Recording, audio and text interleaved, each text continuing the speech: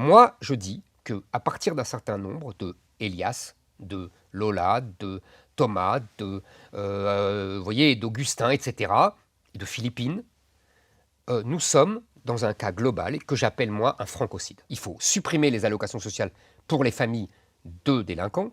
Il faut expulser les délinquants étrangers, majeurs. Il faut supprimer les allocations sociales pour les délinquants mineurs. Pour les mineurs dits isolés, il faut les renvoyer chez eux, ceux qui n'ont pas de parents ici. Ça me paraît la base. Et par ailleurs, il faut impérativement déchoir de nationalité tous les criminels étrangers ou double nationalité. Vous savez, c'est une tradition de l'histoire de France. À chaque fois que la France est attaquée, il y a des Français qui se mettent avec le conquérant et l'agresseur. Depuis la guerre de 100 ans jusqu'à la Seconde Guerre mondiale, à LFI. Trump a gagné en conservant son vocabulaire, en affrontant le politiquement correct, en refusant la dédiabolisation. Regardez comme il est légitime pour prendre les mesures qu'il prend. Ça ne veut pas dire qu'elles ne seront pas contestées, ça ne veut pas dire qu'elles auront toute l'efficacité nécessaire, mais ça veut dire que personne ne conteste. Vous pensez quoi de ces premiers jours de son mandat? Attendez, pourquoi? Parce qu'il fait ce qu'il a dit. Si on ne dit pas avant, on ne pourra pas faire. Marine Le Pen est socialiste. C'est une femme de gauche.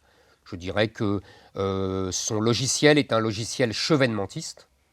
Voilà, c'est pas méprisable. Alors, souverainiste de gauche. Souverainiste de gauche, exactement.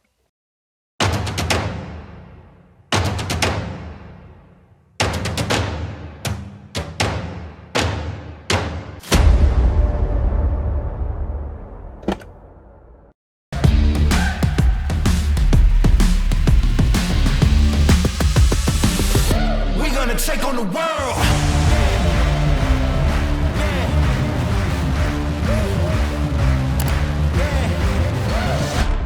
Bonsoir à tous, bienvenue dans cette nouvelle émission des Incorrectibles. Je suis ravi de vous retrouver. Merci encore d'être toujours aussi nombreux. Merci à nos souscripteurs, grâce auxquels seulement cette émission peut exister. Je suis ravi donc de vous retrouver pour une émission cette semaine exceptionnelle, on peut le dire bien sûr au regard de l'actualité récente.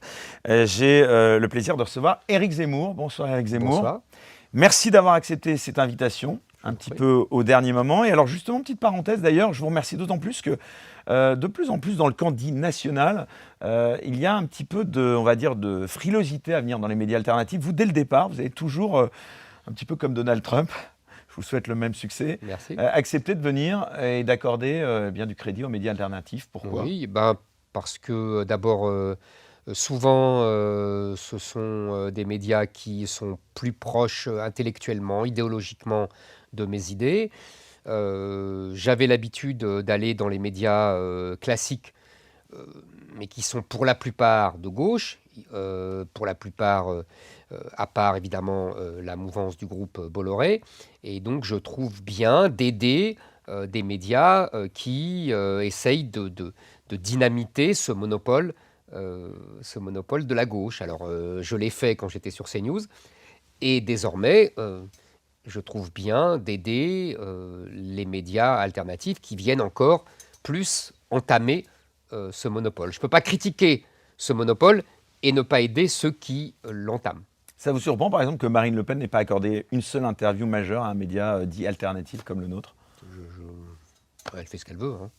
Je n'ai pas de commentaire à faire. Cette affaire qui nous a tous touchés, je pense évidemment au meurtre du jeune Elias. D'abord, comment est-ce que vous avez réagi en apprenant cette nouvelle, Éric Zemmour? Vous savez, en fait maintenant il y a une espèce d'habitude, d'accoutumance tragique, horrible. C'est que tous ces morts s'accumulent.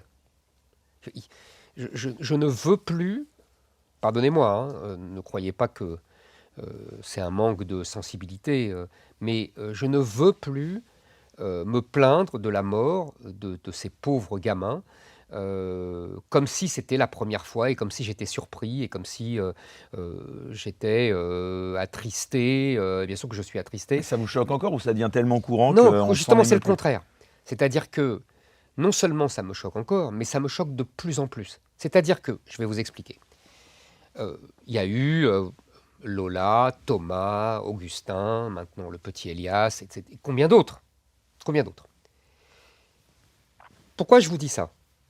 Parce que quand c'est un cas, on peut dire, c'est un cas individuel, c'est un fou, c'est un malade, ou il avait une raison particulière, etc. On peut voir euh, une histoire individuelle. Quand il y en a autant, vous comprenez, là, il nous faut absolument essayer de tirer une leçon collective, sociologique, idéologique et donc politique. C'est-à-dire que quand c'est un cas individuel, c'est un fait divers. Quand il y en a autant, c'est un fait de société, c'est un fait social, c'est d'ailleurs le principe même de la sociologie. C'est la fameuse phrase, vous savez, de Engels, l'ami de Karl Marx, qui disait à partir d'un certain nombre, la quantité devient une qualité.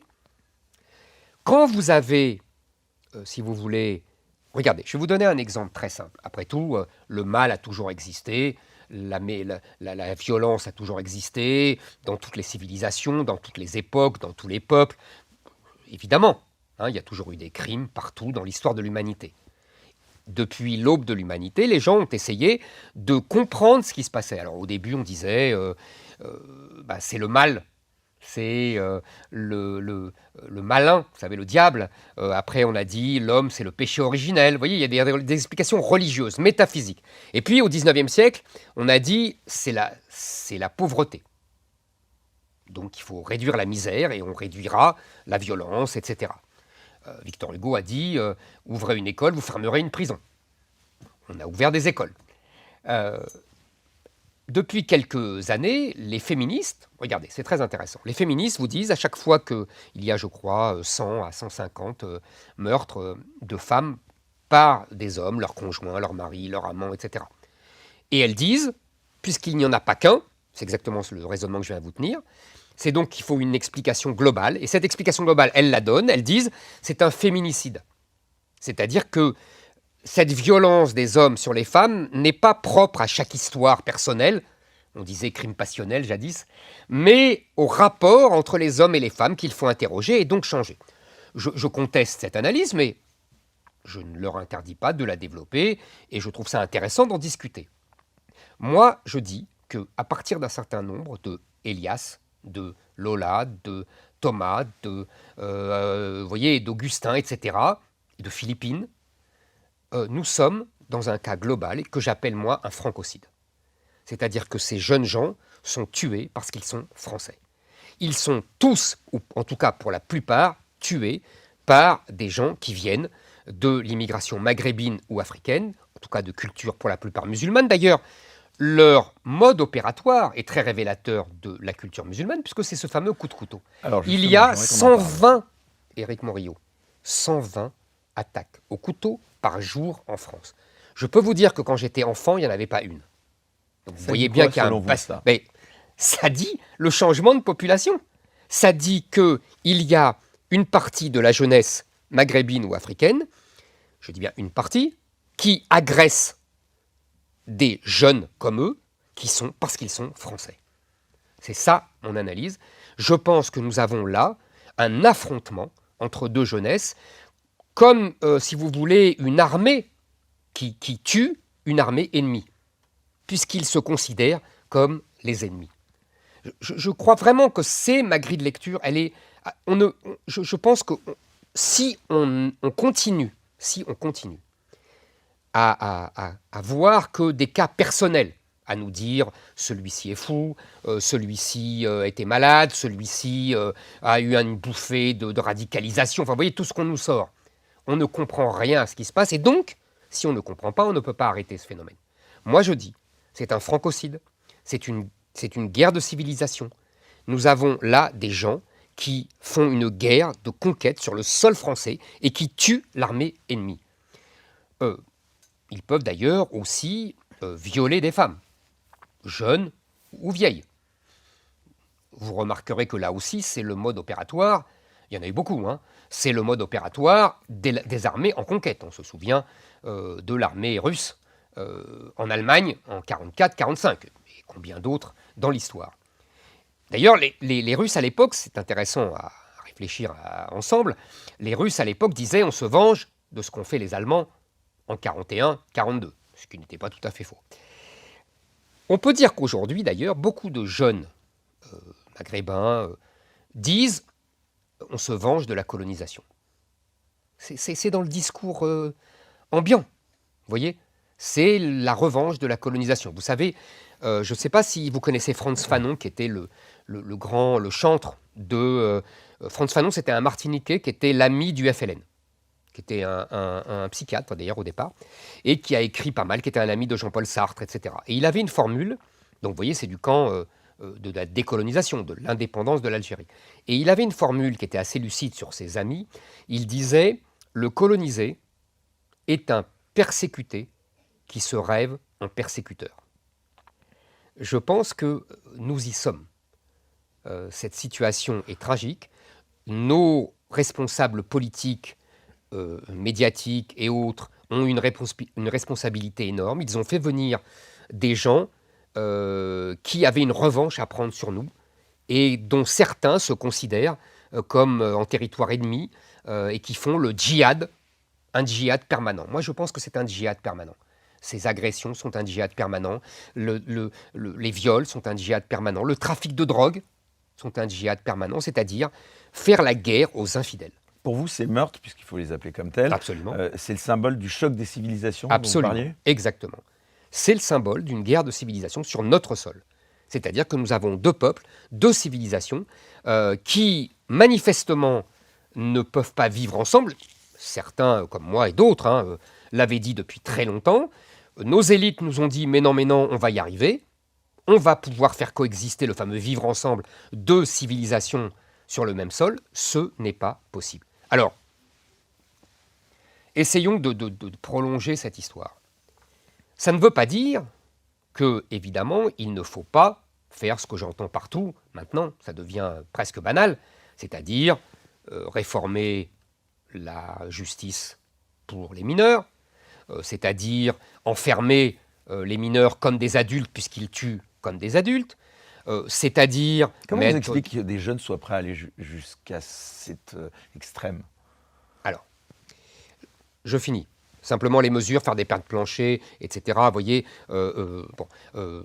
expulser les étrangers, déchoir de nationalité les majeurs étrangers, supprimer les allocations sociales aux parents des mineurs. Parce que les deux jeunes, en l'occurrence là, ils étaient connus des services de police. Mais je le sais bien, comme toujours. Mais on va réfléchir à ça. Mais vous me posez une très bonne question. Donc on va réfléchir à un, si vous le voulez bien, la justice des mineurs. Deux, ce que vous me dites, c'est pourquoi ils sont comme ça.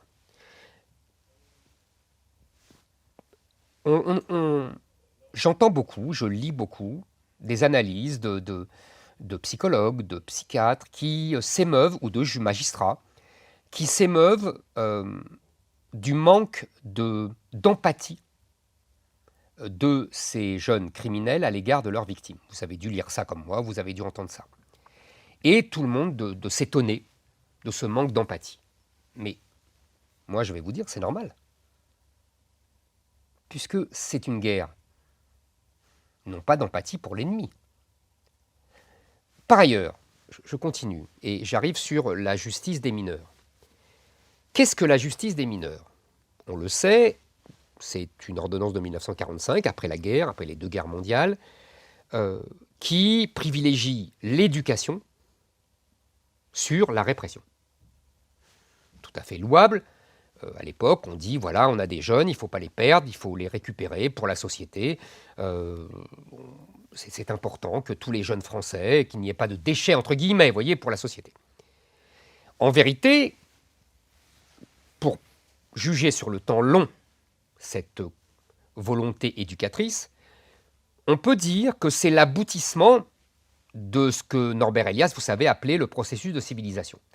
Qu'est-ce que le processus de civilisation ? En deux mots, c'est qu'à partir du XVIe, du XVIIe siècle, les rois vont pacifier le comportement de la noblesse, des grands féodaux qui avaient l'habitude de tout régler à coups d'épée, les fameux duels de D'Artagnan. On va interdire les duels et on va mettre les nobles à la cour pour qu'ils deviennent des courtisans. Et qu'à la place de manier l'épée, ils vont manier l'épigramme. Et Elias explique très brillamment que la noblesse va faire cela en France, avec Louis XIV évidemment, que la bourgeoisie française va imiter la noblesse, que le peuple français va imiter la bourgeoisie française et que toute l'Europe, toute l'aristocratie européenne va imiter l'aristocratie française.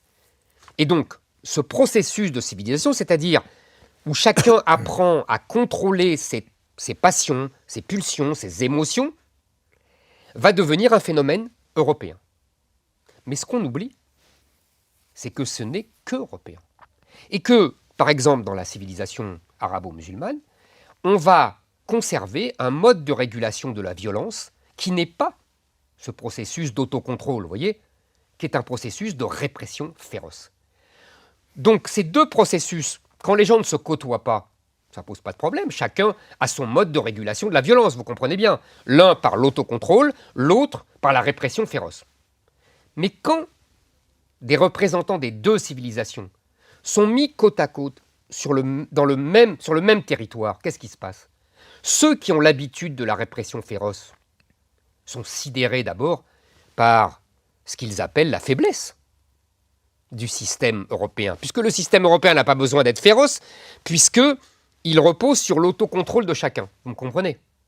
Donc ces gens-là se répandent dans une violence inouïe, et ils se disent que la France, les autorités, sont d'une faiblesse coupable.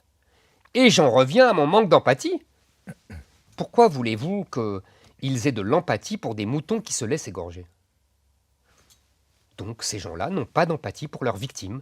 Ils auraient de l'empathie pour des victimes islamiques, pour des victimes qu'ils considèrent comme des frères. D'ailleurs, vous remarquez qu'à part dans les affaires de trafic de drogue, il n'y a pas d'agression. Vous voyez? Donc, on voit bien que là, nous arrivons au bout du bout de cette guerre de civilisation et de ce choc de civilisation sur notre sol. Et les victimes sont évidemment les jeunes gens qui ne sont pas protégés par l'État, puisque nous avons renoncé à un système de répression implacable. Donc, nous devons restaurer une répression implacable. Donc, si je vous comprends bien, avant d'être un problème de justice des mineurs, c'est d'abord un problème d'origine ethnique des agresseurs? Non, c'est un problème... Alors, je vais contrôler ça. Je vous ai dit, c'est un problème de deux modes de civilisation avec deux processus de règlement de la violence qui ne sont pas les mêmes et donc qui se confrontent. Et évidemment, le plus violent écrase celui qui a appris à se contrôler. Première chose. Je vois donc le reflet dans cette guerre de civilisation, de cet affrontement entre deux jeunesses, deux peuples, qu'on voit tous les jours. Et dont le petit Elias est la dernière victime, avant d'autres. Il y a eu dans le métro, je crois, voilà, à Lyon. À Lyon, justement, à Lyon, on en parle. Voilà. Une agression, donc suite à une bousculade incroyable, un coup de couteau à la nuque. Exact, c'est exactement ce que je vous dis. Là, il y a deux modes de régulation et de réaction même. Toujours au couteau. Exact, toujours au couteau. Comme par hasard, c'est culturel dans les pays islamiques, le couteau, la bataille au couteau. Bon. Continuons. Nous avons donc, selon moi... Il faut légiférer là-dessus? Le couteau, c'est pas le problème, vous voyez bien. On ne va pas interdire le couteau. Alors ça veut dire qu'il faut interdire de manger avec des couteaux. Vous voyez ce que je veux dire? Enfin, on voit bien qu'on prend le problème à l'envers. Enfin, de se promener avec des couteaux, c'est un peu différent. Mais vous avez tout à fait raison. Manger. Vous avez tout à fait raison, mais je veux dire, ils en trouveront toujours. Le problème, c'est la coexistence impossible de ces deux civilisations et de ces deux peuples. Donc avant tout, c'est structurel pour vous. Mais oui, plutôt que c'est évidemment structurel. Voilà, on peut employer ce mot-là.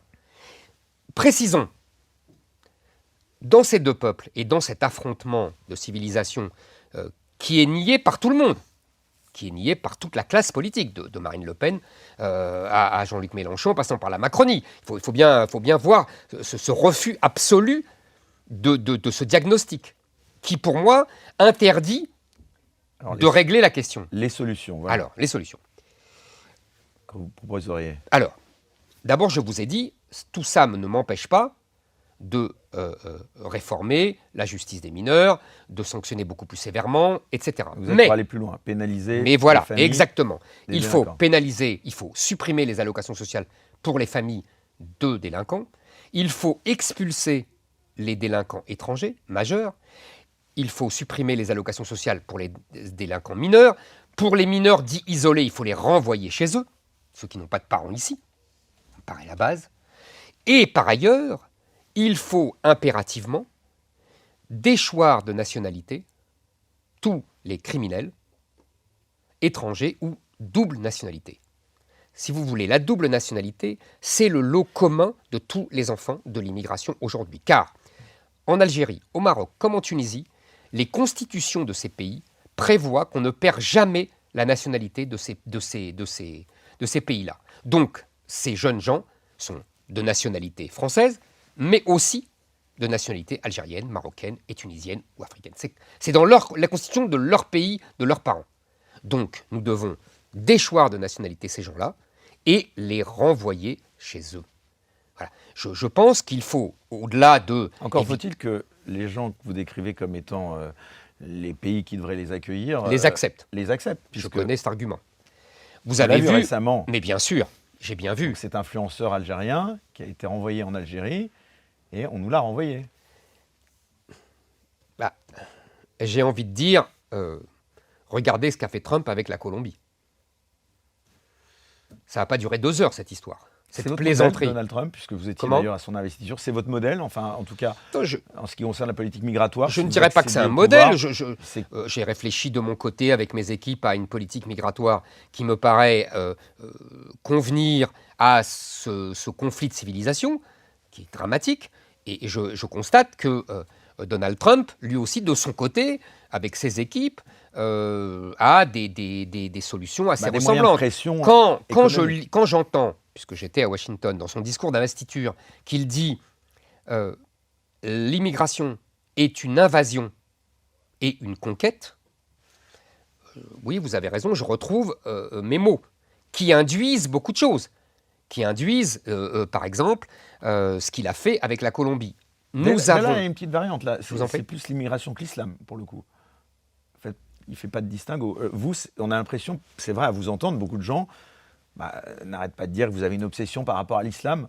Vous faites le distinguo ou c'est, en France, l'islam... Non, je fais un distinguo, car nous avons eu, et Trump aussi fait le distinguo, mais nous avons eu, lui-même est un enfant de l'immigration, je crois, irlandaise, un mélange de l'immigration irlandaise et allemande.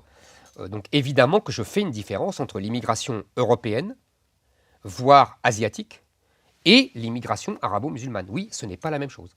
Je constate que l'immigration européenne s'est très bien assimilée, que l'immigration asiatique s'est remarquablement assimilée en très peu de temps, alors même que, vous savez, on nous dit toujours c'est la colonisation, on les a colonisés, donc ils veulent, ce que je vous ai dit moi-même, ils veulent se revancher. Je constate que les enfants de l'immigration vietnamienne ou cambodgienne ont été aussi colonisés par la France et qu'ils n'ont pas ce ressentiment permanent à l'égard de la France. Au contraire, ils s'assimilent très bien, ils ont des parcours scolaires d'excellence pour la plupart, ils donnent à leurs enfants des prénoms français, etc. etc. Donc je vois bien la différence. Et j'ajouterais que même au sein de l'immigration arabo-musulmane, il y a des gens, comme les Kabyles, qui, depuis longtemps, ont fait leur certaines règles d'assimilation, par exemple, pour moi la plus essentielle, qui est la religion est à la maison. Voilà. Et de l'autre côté, il y a évidemment toute une jeunesse, en particulier la jeunesse, il y a un conflit de génération au sein de l'immigration arabo-musulmane souterrain. Toute une jeunesse qui, on le voit dans les sondages, on le voit dans leur comportement, on le voit dans les réactions quand ils sont interviewés, veulent manifestement revenir à une pratique classique de l'islam, c'est-à-dire qui s'impose dans l'espace public, qui est fondamentalement politique au sens de la cité. Vous savez, j'ai cité longuement Renan qui disait l'islam, c'est l'union indiscernable du spirituel et du temporel. C'est le règne d'un dogme, c'est les plus lourdes chaînes que l'humanité ait jamais portées. Cette phrase, je l'ai beaucoup citée, et il ajoutait, c'est le contraire de l'Europe, c'est le fanatisme. Donc si vous voulez, moi je n'ai pas prétention de vouloir changer l'islam. Je comprends très bien que l'islam est ce qu'il est. En revanche, ce que je dis aux musulmans, c'est que pour vivre en France, il faut changer leur pratique de l'islam. Et il faut la réduire à une religion à la maison. Je pense que tous les autres devront aller dans un des 50 pays musulmans. Mais il y a des musulmans qui ont compris ça, en particulier dans la génération de nos pères ou de nos grands-pères. Et je vois par ailleurs qu'il y a, comme toujours dans l'histoire de France, dans ce peuple et dans cette guerre de conquête, il y a des alliés français. Vous savez, c'est une tradition de l'histoire de France. À chaque fois que la France est attaquée, il y a des Français qui se mettent avec le conquérant et l'agresseur. Depuis la guerre de 100 ans jusqu'à la Seconde Guerre mondiale, à LFI, c'est clair, et avec tous ces satellites autour, c'est-à-dire les médias qu'ils soutiennent, c'est-à-dire les universités, c'est-à-dire tout cet environnement. Mais manifestement, LFI et Jean-Luc Mélenchon, qui parle lui-même de Nouvelle-France. Donc il assume tout à fait. Et qui a fait évoluer son discours d'ailleurs. Ah oui, mais ça fait plusieurs années. Si vous voulez revenir au temps antédiluvien où Jean-Luc Mélenchon se moquait du voile islamique et disait que c'était comment disait-il, un acte d'auto-stigmatisation pour permettre de se plaindre de la stigmatisation. Je sais parce qu'il l'a dit en face de moi à l'époque où j'étais chroniqueur On n'est pas couché. Vous voyez, ça remonte à loin maintenant, c'est les années 2008-2010. Nous en sommes à 15 ans depuis. Depuis, il a bien évolué, mais pourquoi a-t-il évolué? Tout simplement parce que la démographie gagne. Vous savez, je vais vous donner 2-3 chiffres, vous allez comprendre l'enjeu, c'est très simple.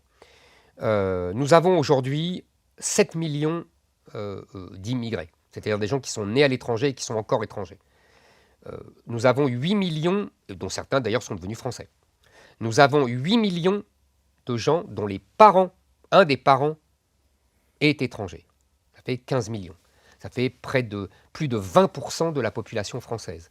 Et aujourd'hui, en 2023, 30% des enfants nés en 2023, vous m'entendez, 30% des enfants nés en 2023 sont issus d'un parent non européen. 30%, Éric Morillo. Ça veut dire, comprenez bien ce que ça veut dire. Ça veut dire que, une fois que les boomers, les gens de la génération des boomers, qui sont nés en 44, 42, 45, 48, 50, vous voyez, tous ces gens-là auront quitté la scène, parce qu'ils font une espèce d'illusion statistique, comme ils sont très nombreux. Quand ces gens-là auront quitté la scène, nous nous retrouverons avec une France où il y aura 30% de musulmans. Et c'est le Premier ministre François Bayrou qui a affirmé, je le cite, que la France s'approchait d'un sentiment de submersion migratoire. Alors, est-ce qu'il deviendrait zémouriste, notre Premier ministre? J'ai entendu justement LFI, Madame Panot et tout ça dire qu'il parlait comme moi. Alors, ça a dû vous faire plaisir. C'est ce que j'allais vous dire. À défaut d'accéder au pouvoir, mes mots y accèdent. Je serai le dernier à ne pas apprécier une victoire sémantique idéologique. Et donc idéologique. Vous savez bien que je dis toujours ça. Je cite toujours la fameuse phrase de Lénine « Faites-leur manger le mot, vous leur ferez avaler la chose », que la gauche a très bien compris d'ailleurs, l'a très bien comprise depuis très longtemps, puisqu'ils nous imposent en permanence leurs mots, leur langage.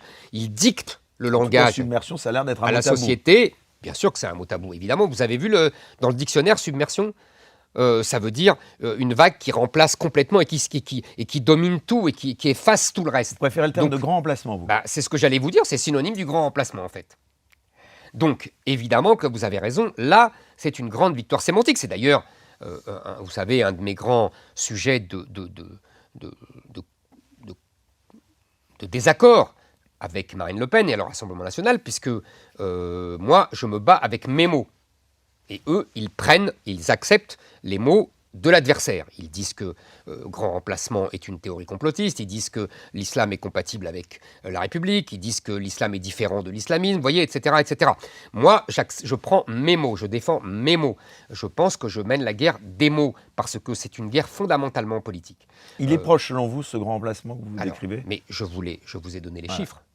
Je crois que quand on a 30% d'une nouvelle génération qui est arabo-musulmane. Vous savez, c'était les rapports de force. Alors vous pensez qu'il est c'était les rapports d'enrayer ce phénomène ou pas encore? Oui, attendez. Ah bah oui. Mais c'était les rapports de force démographiques au Liban avant la guerre civile quand même. Il faut que vous sachiez. Il y avait 60%, 70% de chrétiens. Plié alors avec les chiffres que vous citez. Alors non, c'est pour ça que je vous dis.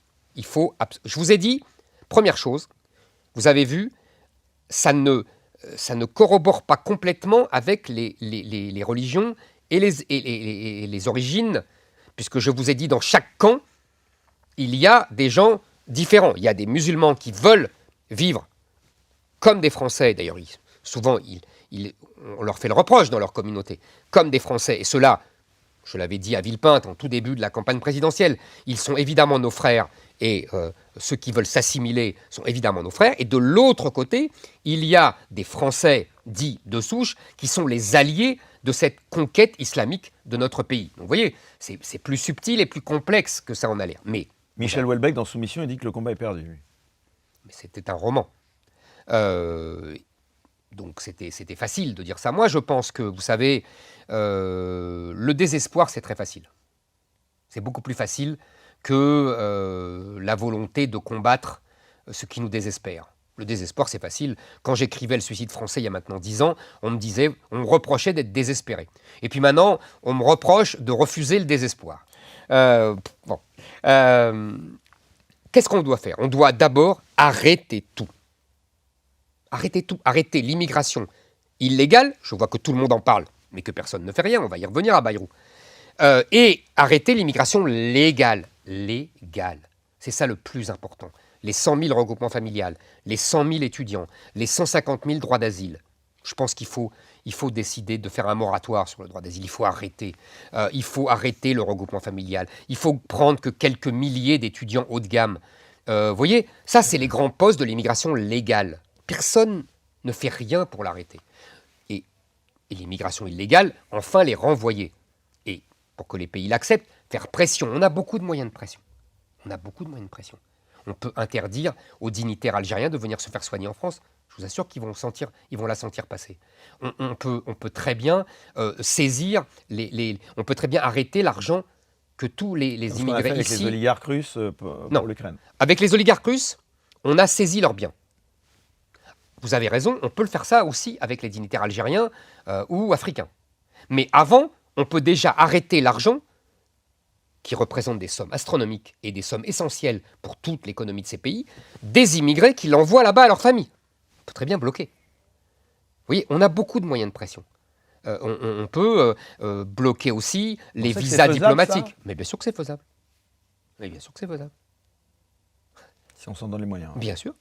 Même pas s'en donne les moyens, c'est une volonté politique. Mais quand même, moi j'ai une question politicienne. Allez-y. Zemmour, comment vous expliquez que même si 70% des Français, d'après les sondages, considèrent qu'il y a trop d'immigrés en France, comment vous expliquez, mais que les partis justement comme Reconquête, qui proposent de rompre avec la politique migratoire actuelle, eh bien, ne gagnent pas plus d'élections? Vous savez, Reconquête est très jeune. Donc on s'est lancé pour la présidentielle. Et on a finalement, après avoir fait une campagne magnifique et très encourageante et très enthousiasmante... C'est pas parce que l'immigration, c'est peut-être pas la priorité des Moi, je des pense que Français. si. Moi, je pense que c'est le sujet prioritaire et que ça va devenir de plus en plus. Marine Le Pen pense que c'est le pouvoir d'achat. Je sais, mais je ne pense pas que c'est pour ça qu'elle est passée au second tour, contrairement à ce que disent tous les médias, et contrairement à ce qu'elle croit peut-être sans doute. Voilà. Donc, vous savez... Moi, on ne peut pas vous reprocher, justement, vous êtes cohérent. Ben oui, je pense qu'il y a des sujets économiques, on va en parler, j'espère, mais je crois que, oui, vous savez, quand le pays sera dévasté par, je vous ai dit, une minorité forte ou une majorité à Mayotte, c'est vrai de musulmans, il n'y aura plus d'activité économique. Donc là, on ne pourra plus discuter de relance, de consommation, d'inflation, de pouvoir d'achat, etc. Vous voyez, ça sera la misère. C'est ce qui se passe dans la plupart des pays arabo-musulmans et africains. Mais vous savez qu'il y a une rengaine selon laquelle, justement, les immigrés, ils acceptent les boulots que les Français n'acceptent plus. Qu'est-ce que vous répondez à ça? Alors, oui, on part un peu dans tous les sens, mais on va revenir à Bayrou, parce que on était parti de là. Cette histoire, il faut bien comprendre d'abord les chiffres. Je vous ai dit tout à l'heure, il y a 500 000 entrées légales par an. 320 000 visas et 180 000 droits d'asile. Soit ils sont acceptés, soit ils sont refusés, mais de toute façon, ils partent jamais. Donc, vous voyez, ça vous fait 500 000. Sur ces 500 000, il y en a qui viennent, je vous ai dit, pour regroupement familial, 100 000. Il y en a qui viennent pour étudiants, 100 000. Il y en a qui viennent pour le droit d'asile, je vous ai dit, 180 000, la protection solidaire, etc., se faire soigner, etc., etc. Combien viennent pour travailler? 50 000. Donc ça fait 10%. Déjà, on discute sur 10%. J'allais vous dire de façon un peu ironique, je vous laisse les 10% et arrêtez-moi les 450 000. Déjà, il faut mettre les... Vous comprenez, il faut voir les enjeux. On nous met toujours le projecteur là-dessus. Mais c'est 10% de l'immigration légale. Première chose. Deuxième chose, ils vont travailler où? Restaurant, bâtiment, agriculture, aide, je dirais, à l'enfance ou aux vieilles personnes. Hein, on est d'accord? C'est les métiers... Les restaurants, c'est uniquement dans la région parisienne et dans les grandes villes. Parce que à chaque fois, je vais dans les cuisines, dans tous les restaurants où je vais. Et je constate qu'il y a beaucoup de Français, et beaucoup de Français de souche. Sauf à Paris et dans les métropoles. Pourquoi? Parce que à Paris et dans les métropoles, les gens ne peuvent plus vivre au centre-ville parce que le centre-ville est trop cher, et ils ne peuvent plus vivre en banlieue parce que ce sont des cités qui sont devenues musulmanes et qui sont à la fois islamisées et pourries par le trafic de drogue. Donc ils se mettent très loin, ils ne peuvent pas venir travailler dans les restaurants où les horaires, comme chacun sait, sont aléatoires. Bon. Reste, là, je suis tout à fait d'accord, l'agriculture et le bâtiment, où j'ai discuté avec des agriculteurs et des patrons du bâtiment qui me disent « les Français ne veulent pas travailler dans ces métiers-là ». Donc moi, je propose, dans un premier temps, de permettre à ces gens-là de recruter des étrangers, mais en privilégiant des immigrés européens. 2, si on ne peut pas, de faire des contrats de 3 mois, de 2 mois, de 3 mois, et de les renvoyer après leur contrat, de les renvoyer chez eux, pour qu'ils ne s'installent pas ici. 3, à la limite, je pourrais même, c'est des agriculteurs qui m'ont conseillé cela, dire que nous ne les payons qu'une fois qu'ils sont rentrés chez eux. Donc vous voyez, il y a plein de remèdes. Et ça, c'est à court terme. Et sur le long terme, je crois qu'il faut inciter les jeunes Français à retrouver ces travaux-là par une politique de lutte, d'abord de formation, d'amélioration des conditions de travail, de salaire, et aussi de lutte contre l'assistanat pour pousser les gens à aller travailler et accepter du travail qu'ils ne veulent pas spontanément. Mais quand même, à vous entendre, on a l'impression que rien n'est fait. Est-ce que vous n'avez pas l'impression quand même, je parle de Bruno Retailleau quand même, dont beaucoup disent qu'il est en train de remettre la France sur le droit chemin. Quelques exemples. La nouvelle circulaire sur les régularisations, qui durcit les critères de la fameuse circulaire Valls 2012, justement. Qu'est-ce que vous en pensez? Est-ce que sur le sujet migratoire, vous ne pensez pas quand même que Bruno Retailleau, à tête du ministère de l'Intérieur, eh bien, agit un peu plus que ses prédécesseurs? Alors, c'est une très bonne question et ça nous ramène en plus à ce que j'allais dire, exactement, à Bayrou. Puisque j'allais vous dire, c'est bien de parler, j'allais vous dire... à l'heure actuelle, titre sur ici, c'était lui, Bruno Retailleau. J'allais vous dire, parce que pour Bayrou, c'est important, parce qu'il y a, mais on en reparlera, la gauche s'est jetée sur lui pour ce mot submersion, mais j'aimerais quand même préciser qu'il a dit sentiment de submersion. Précision quand même, parce que quand Jospin avait dit il y a un sentiment d'insécurité, la droite, à juste titre, avait dit mais non, ce n'est pas un sentiment, c'est une réalité. Là, c'est la même chose. Ce n'est pas un sentiment de submersion, c'est la réalité de submersion. Voilà, parenthèse, parce que je pense que là, la gauche a une fois de plus mis un rideau de fumée derrière cette expression. Revenons à Retailleau. Moi, je pense que Bruno Retailleau, que je connais bien, est un type tout à fait honnête, tout à fait valeureux, qui a des convictions, catholiques, conservatrices, tout à fait nobles, et qui est tout à fait en phase avec ses convictions. Maintenant, jugeons les faits. Vous me donnez un très bon exemple, la circulaire Valls. La circulaire Valls, qu'est-ce que c'est? Vous vous souvenez que en 1981, en 1988, en 1997, il y avait eu des grandes vagues de régularisation de clandestins. on régularisait entre 100 000 et 130 000. Quand Valls arrive au pouvoir, au ministère de l'Intérieur, je crois que c'est avec Hollande, donc c'est 2012, il établit une circulaire pour régulariser année après année, pour qu'il n'y ait plus ces grandes vagues. Bon. C'est l'immigration de travail dont vous parliez tout à l'heure. On a constaté depuis donc une dizaine d'années que cette circulaire permettait de régulariser 30 000 clandestins par an. Très bien. Que fait Bruno Retailleau? Il dit, moi j'ai cru au début qu'il allait supprimer, c'est ce que j'avais proposé pendant la présidentielle, qu'il allait supprimer cette circulaire Valls. Point du tout. Il l'a durci, vous l'avez dit vous-même. Donc ça veut dire qu'il durcit les critères. Par exemple, je vous donne un seul exemple très simple, le clandestin doit pouvoir parler français. Jusqu'à présent, la condition était un peu laxiste. Et Bruno Retailleau dit non, il faut qu'il s'exprime correctement en français. Très bien. Et il y a plusieurs critères qui sont ainsi durcis. Quand vous demandez au service de l'Intérieur quelles seront les conséquences, ils vous disent eux-mêmes, il y avait 30 000 régularisations par an, il y en aura désormais 20 000. Moi, excusez-moi, ça ne me satisfait pas. Je pense que ce n'est pas à la hauteur de l'enjeu. Moi, je voudrais 0, ou 10, 20. Mais pas 20. Oui, c'est très réaliste. On se souvient de Valérie Pécresse, c'est comme l'immigration zéro, elle disait que finalement beaucoup de vos mesures n'étaient pas réalistes. Mais elle disait des bêtises. Pardonnez-moi, il suffit par exemple pour, le regroupement familial, c'est un tampon administratif qui autorise ces gens-là à faire venir leurs enfants, leurs familles, etc. À partir du moment où moi je dis non, je ne veux plus de ces gens-là, je ne veux plus qu'ils viennent droit, on peut m'attaquer en justice. Ça va être une autre discussion. Mais on peut avoir cette discussion. On va l'avoir. Mais en tout cas, on peut le prendre, la mesure. C'est ce que fait Trump. Trump, aujourd'hui, il prend des mesures qui vont être attaquées en justice. Peut-être va-t-il perdre en justice. Mais au moins, il les prend. Première chose. Les étudiants, pareil, sont des tampons administratifs.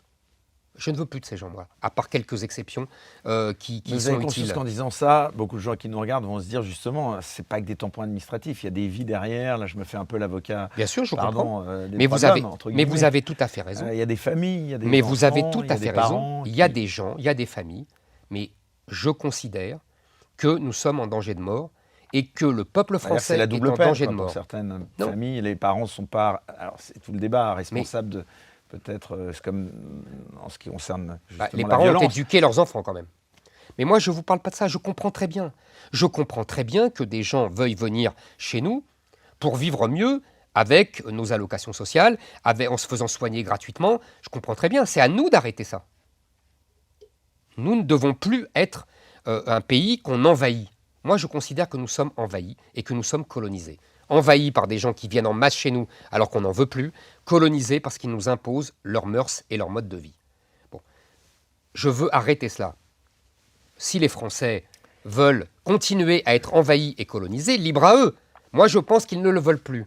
Donc je leur dis, il n'y a que Reconquête qui peut non, mais c'est très intéressant parce qu'en effet, cette invasion et cette colonisation. Envahi, colonisé, justement invasion, reconquête, ces mots justement, ce qui vous différencie beaucoup du Rassemblement national. On le voit bien que Marine Le Pen, même Jordan Bardella, ne se risquerait pas à employer de tels mots. Mais vous avez raison. Vous ne pensez pas justement que c'est ça qui vous diabolise, là où beaucoup ont dit que pendant la présidentielle, finalement, vous aviez occupé un petit peu on va dire l'image qu'avait Jean-Marie Le Pen à une époque, et que Marine Le Pen, elle, s'était entre guillemets normalisée. D'abord, Jean-Marie Le Pen a été un visionnaire. Aujourd'hui, tout le monde. J'étais à ses obsèques. Aujourd'hui, tout le monde le dit. Deuxièmement, je vous répète, je ne pense pas que ce soit cette chose-là, cette répartition entre guillemets des rôles entre Marine Le Pen et moi, vue par les médias, qui a fait la différence. Je pense que la guerre en Ukraine a changé la face de la campagne présidentielle à mon détriment. Troisièmement, je vous le répète, moi, ce que je veux, c'est sauver la France. Je pense que si on ne se bat pas sur les mots, on en revient au début de notre conversation, si la dédiabolisation, qu'est-ce que c'est ? C'est la soumission au langage de l'adversaire.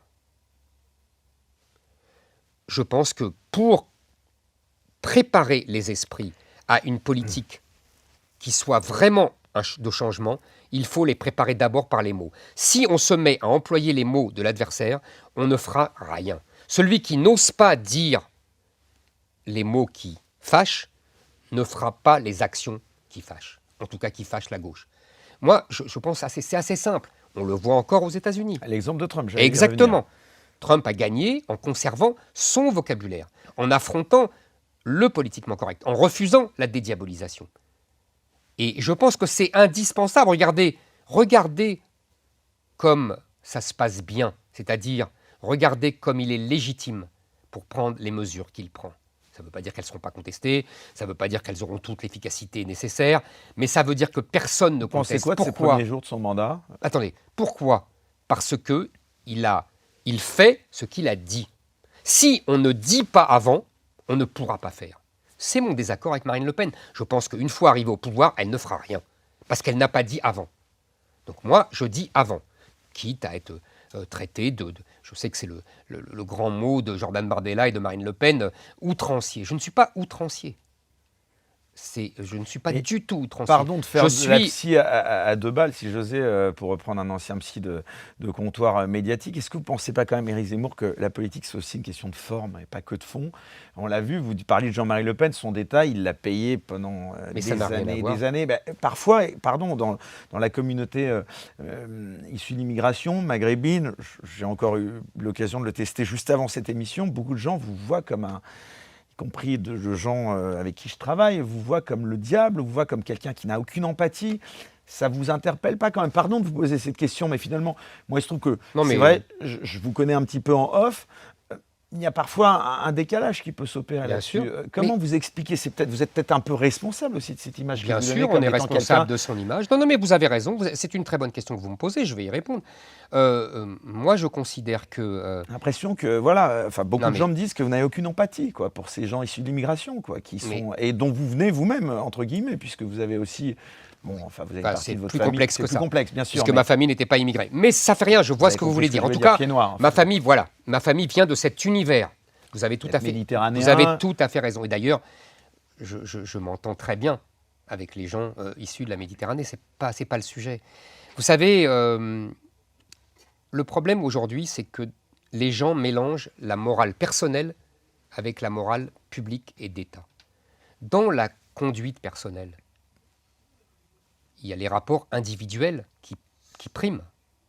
Et on peut trouver sympathique des gens de toutes confessions, de toutes origines. Et on peut trouver antipathique des gens de toutes confessions, de toutes origines. Ce n'est pas le sujet. Et évidemment que je peux sympathiser avec des gens, des musulmans, des non-musulmans. Non, mais c'est important de le dire. Évidemment, vous avez raison, parce qu'on raconte n'importe quoi. Simplement, après, il y a la morale publique, c'est-à-dire, ce qu'on veut pour la France. Et là, je suis désolé, je pense aujourd'hui que Bayrou parle de sentiment de submersion. Moi, je parle de réalité de submersion. Je n'ai pas envie que la France devienne, elle a été la fille aînée de l'Église, je n'ai pas envie qu'elle devienne le fils aîné du Coran. Je crois que c'est légitime. D'autant plus que, justement, vous parliez de ma famille. Justement, ma famille a vécu 1000 ans dans un monde arabo-musulman. Donc, j'en connais tous les défauts. Et je dirais que beaucoup de musulmans d'ici, qui ont vécu là-bas, ou leur famille a vécu là-bas, pensent la même chose que moi. C'est ce que je vous ai dit tout à l'heure. Moi, je connais beaucoup de Kabyles qui pensent comme moi. Et des chauffeurs de taxi qui m'arrêtent dans la rue pour me dire que j'ai raison. Vous parliez de gens qui vous disent que je suis le diable. Très bien. Mais il y a aussi des gens, je vous assure, en particulier des Kabyles, ou des gens de l'immigration chinoise, indo-chinoise, portugaise, italienne, qui me disent que j'ai tout à fait raison. Donc vous voyez, il faut en même temps essayer de voir un citoyen, qu'est-ce que c'est? C'est quelqu'un qui voit au-delà des relations individuelles, qui voit le destin du pays. Vous savez, il y avait une phrase de Benjamin Constant que j'aime beaucoup. Vous savez, Benjamin Constant, c'est un de ces intellectuels libéraux du début du 19e siècle qui disait « Tout est moral chez les individus, tout est physique dans les masses ». Vous comprenez bien ce que ça veut dire. Ça veut dire que vous et moi, on peut être à des années-lumière culturelles, etc. Et on peut s'entendre. On peut aussi ne pas s'entendre. Ça, c'est les relations individuelles, morales. Et puis, il y a les masses. Quand vous allez dans n'importe quelle banlieue aujourd'hui ou dans n'importe quelle grande ville et que vous voyez tous des quartiers entiers où il n'y a que des kebabs et des librairies musulmanes et des boucheries halal et que vous avez des gens en boubou et des femmes en voile, vous n'êtes plus en France. On se scandalise que je dise ça. Excusez-moi, pour tous les Français, ce n'est plus la France. C'est un pays arabo-musulman. Nous avons des enclaves arabo-musulmanes dans un pays qui est la France. Quand je dis ça, je n'insulte personne, je n'en veux à personne, même si je pense que des gens devraient faire l'effort de s'assimiler et de s'habiller comme nous et de donner des prénoms français à leurs enfants. Mais c'est à l'État de les contraindre. Vous maintenez ce que vous aviez dit à l'époque sur les prénoms français, bien justement, sûr. parce que vous aviez été... Mais vous savez, c'est une règle qui date de 1802 et qui a été très bien acceptée par toutes les immigrations jusqu'aux années 80-90 et qui n'a été supprimée qu'en 1993. Pourquoi? Aujourd'hui, on se plaint, vous savez, que la France soit communautarisée, que la France soit archipélisée, selon l'expression de l'excellent Fourquet. Et pourquoi elle est archipélisée? Parce que justement, il y a des gens qui n'ont pas la même culture et qui donc sont sur le même sol, mais qui n'ont pas la même culture. Le prénom, c'était un élément d'unification culturelle. C'était pour dire, nous sommes tous désormais de la même culture. Nous adoptons tous les mœurs, les us et coutumes, l'histoire du pays où nous sommes, la France. Et donc nous nous appelons comme les rois, Louis, ou comme les gens des campagnes, Jean, et voyez, etc., etc. C'est tout, c'est ça le prénom français. C'est pas, je ne veux pas dire aux gens qu'ils doivent changer leur prénom, je veux pas être cruel avec eux, je ne veux pas leur interdire une liberté individuelle. Je veux simplement rapprocher les gens. Parce que je sais, vous savez, on a beaucoup vanté depuis les années 80 la diversité. On nous en a fait un éloge. Et bien, je vais vous dire, j'ai encore lu cet été le grand livre de l'immense historien, sans doute le plus grand historien français du XXe siècle, Fernand Braudel. Dans son dernier livre, L'identité française, l'identité de la France, il explique très bien que la cause majeure des guerres civiles en France, depuis 1000 ans, c'est justement une diversité excessive. Une diversité géographique, une diversité de terroirs, une diversité religieuse, une diversité de modèles familiaux, etc., etc. La France est le pays le plus divers. Vous savez, c'est la fameuse blague de Gaulle, comment gouverner un pays avec 200 ou 250 fromages. Derrière cette blague, il y a 1000 ans de guerre civile. Parce que les gens sont tellement divers qu'ils s'affrontent. Et que tout l'effort de l'État français, de la monarchie, de la République, de l'Empire, ça a été d'essayer de rapprocher ces gens qui sont trop divers. Vous comprenez ce que je veux dire? Et donc, cette loi des prénoms, c'est exactement cela. On prend acte de la diversité à l'époque régionale. Entre un breton et un provençal, il n'y a pas grand-chose en commun. Et on les met ensemble. Ils ont les mêmes prénoms. Au moins, quand ils se croisent, vous voyez, ils sont en sympathie. C'est tout. Accessoirement, ça réglerait tous les problèmes de discrimination au travail qu'on peut voir. Hein. Mais bon. En tout cas, il faut vous reconnaître ça, depuis que vous êtes arrivé dans le jeu politique de manière officielle. On voit que, en tout cas, le sujet de la liberté d'expression, est-ce un hasard ou pas? Il a été remis aussi sur le devant de la scène. Où est-ce qu'on en est aujourd'hui, vous qui êtes un ancien journaliste, on peut le dire, même si vous l'êtes toujours. Mais vous avez un rôle d'observateur, on va dire, fin de la politique française. Où est-ce qu'on en est à ce niveau-là? Elon Musk a racheté X, c'est quand même pour beaucoup, on va dire, un sentiment de progrès, bien que la plupart des politiques français, notamment de gauche, veuillent le quitter tout en y restant quand même encore, ou y reviennent. Voilà, quel regard vous avez par rapport à ça, justement, vous qui êtes un fin manipulateur des mots? Comment vous expliquez cet affaiblissement? Il y a une constante. C'est-à-dire, il y a deux constantes en France. Première constante, la gauche domine les esprits. 2, la gauche considère que ce qui n'est pas de gauche doit se taire. C'est la fameuse phrase de Saint-Just, pas de liberté pour les ennemis de la liberté. Vous avez un article dans Le Figaro qui raconte très bien comment la politique brise les amitiés. Et quand vous lisez ce papier, dans le détail, vous voyez à un moment, il y a une jeune femme qui dit à une autre « Je ne peux pas être avec une amie qui va voter Zemmour ». Très bien.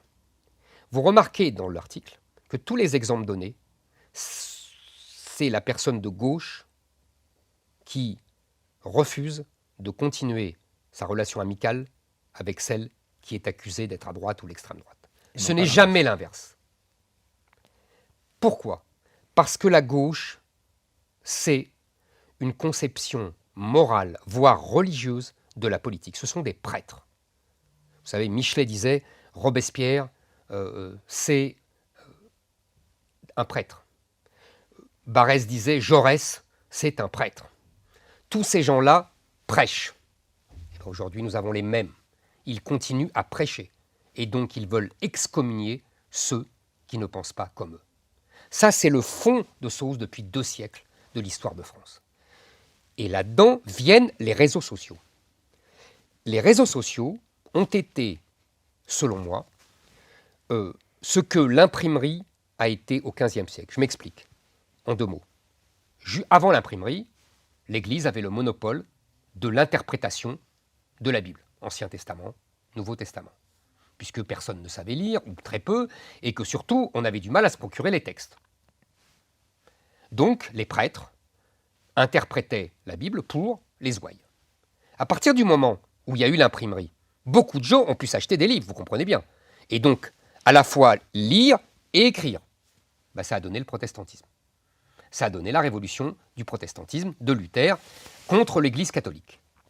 Nous avons vécu la même chose, c'est-à-dire que les réseaux sociaux ont été l'imprimerie qui a permis à des gens comme vous de s'exprimer alors que l'Église médiatique avait le monopole de l'interprétation des événements.